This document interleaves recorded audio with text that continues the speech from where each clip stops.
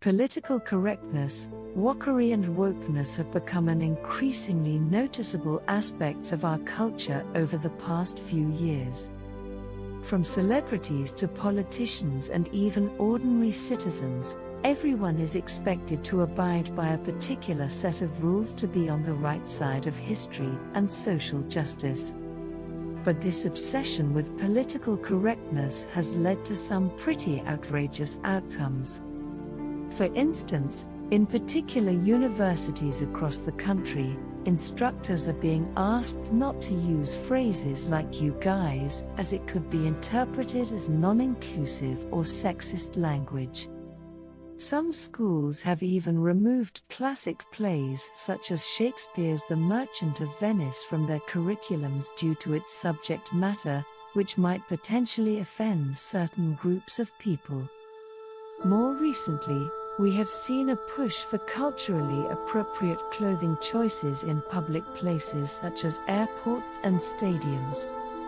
For example, at one airport, there was a reported incident where several passengers were denied entry because they were wearing hoodies or hats that violated the new dress code, leading many people to wonder if we were living in a free society anymore. Moreover, there seems to be a growing trend among businesses that want customers to use only gender-neutral language when referring to them, no sirs or ma'ams allowed. While it is true that sometimes gendered language can be problematic, this type of policing often goes too far. And finally, let's not forget the concept of microaggressions. This is when someone says something that could easily be interpreted as offensive or hurtful, regardless of the intentions. Of course, most people don't mean any harm when speaking like this, but it almost feels like you can't say anything these days without offending someone.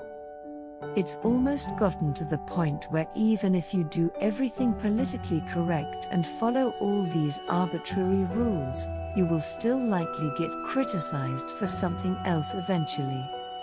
So we have gone from discussing crucial social justice and equality issues to nitpicking about individual words used in conversations, which is ultimately just another form of censorship.